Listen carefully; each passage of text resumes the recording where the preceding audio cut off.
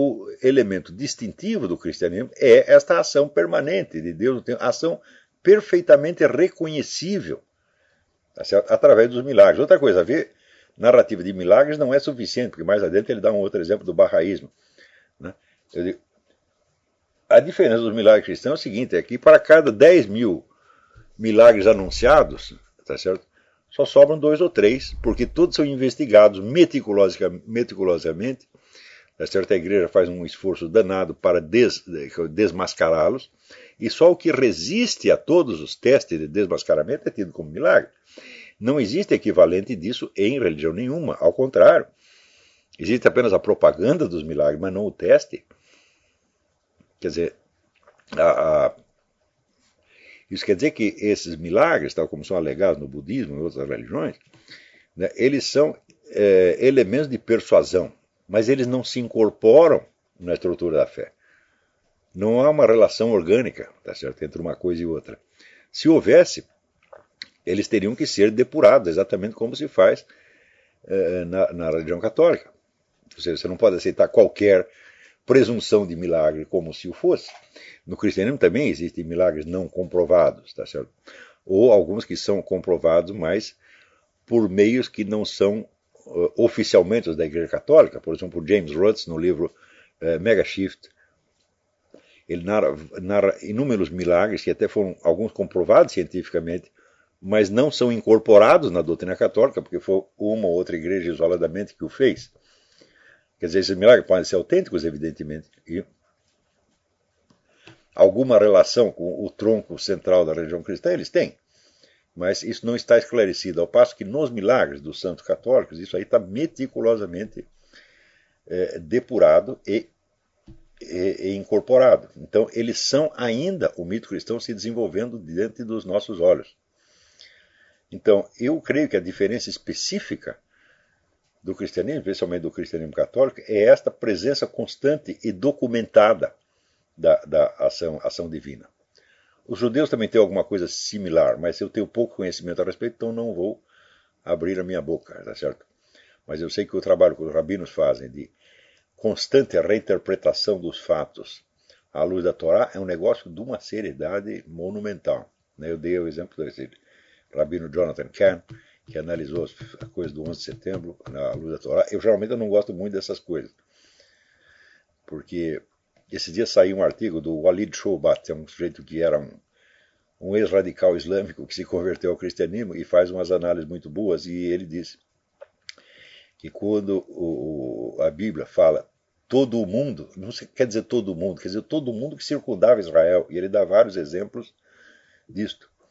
Então ele diz, olha, o pessoal está interpretando toda essa coisa de maneira muito nacionalista, quer dizer, fazendo como se a Bíblia estivesse falando do seu país, né? Se o cara é inglês, então a Bíblia gira em torno da Inglaterra, se é americano gira em torno dos Estados Unidos, só falta fazer a mesma coisa, achar que o Brasil, que é o grande personagem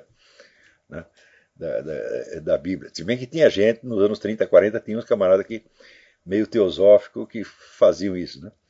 Mas ele dizia, é um absurdo você dizer que o anticristo dominará o mundo todo, porque lá está dito que o anticristo entrará em guerra com a nação mais poderosa e será derrotado. Então, se tem uma nação mais poderosa que ele, então ele não manda no mundo inteiro.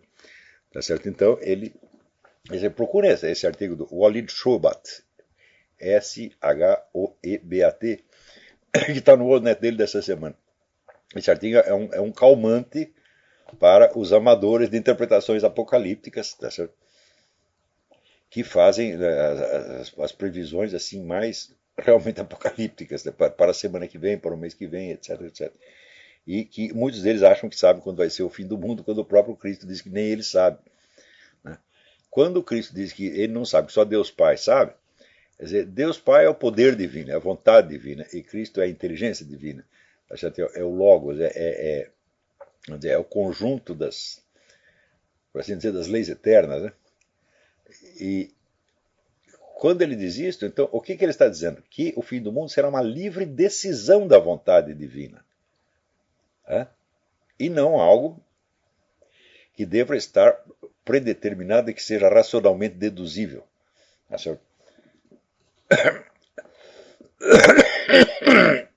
Então, é claro que todas as religiões dizem a mesma coisa. a respeito da estrutura da realidade. Ou seja, a concepção metafísica e cosmológica que tem é realmente idêntica, o que prova, vamos dizer, que elas têm algum fundo de inspiração divina. Mas elas concordar naquilo que estão dizendo não quer dizer que elas são a mesma coisa. Né? Porque são, vamos dizer, só do ponto de vista da doutrina metafísica. Eu digo, bom, mas espera aí. E os meios de salvação? E a ação divina? Né? E a relação direta entre o fiel e Deus? É completamente diferente. Aliás, falando nisso, tem uma outra pessoa que mandou uma outra pergunta, até em termos meio desafiadores. Diz assim, mas por que o senhor usa aí a filosofia grega, esses simbolismos, para interpretar a Bíblia, em vez de interpretar tudo à luz da Bíblia? Eu digo, bom, em primeiro lugar, eu não conseguiria ler a Bíblia se não existisse já os simbolismos anteriores. Quando Moisés escreveu a primeira linha da Bíblia, no princípio Deus criou o céu e a terra, ele escreveu para pessoas que sabiam o que era céu e terra, ou não. Né? E de onde elas obtiveram essa informação? Não foi da Bíblia, certamente. Né? Então, elas também sabiam que a terra era o limitado e o céu era o ilimitado. Então já sabiam o ápero. Se elas não soubessem isso, elas não teriam entendido nem a primeira linha da Bíblia. A Bíblia se refere constantemente a um universo existente que a precede. E, vamos dizer, todas as suas palavras têm que ser interpretadas em função destes referentes, senão não faz o menor sentido. Por exemplo, o referente geográfico, onde está a cidade tal, né? Ou o que é, vamos dizer, a figueira, né? O que é a azeitona, assim por diante. Né? Então, hoje em dia, você tem toda uma ciência do simbolismo, que já fez o repertório desses significados tradicionais de todos esses objetos, e sem dúvida você vai precisar disso para você entender o que a Bíblia está falando. Não é isso? Então, por exemplo, você pega isso na própria tradição islâmica, você tem muitos elementos que contribuem para isto. Né, que parte, evidentemente, parte de um texto hebraico para o texto árabe do Corão e vai lá especulando os simbolismos. Né? Quando Jesus Cristo seca uma figueira, por que foi exatamente uma figueira? Então, quando você vai ver a figueira, na poesia tradicional, representa as ideias universais, que é aquela que contém muitos, nessas sementes do figo, né, são muitas. Então, uma ideia geral que abarca muitos entes particulares. A parte que a azeitona representa os entes particulares, cada uma é uma, só tem uma semente.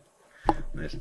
Então, quer dizer, secar uma figueira significa muito mais do que secar uma figueira, significa eliminar uma espécie inteira de seres, ficar apagada, que não existe mais. Então, e isso acontece na realidade, você vê espécies extintas, não foi um ente que foi extinto, foi uma espécie inteira, e assim por diante.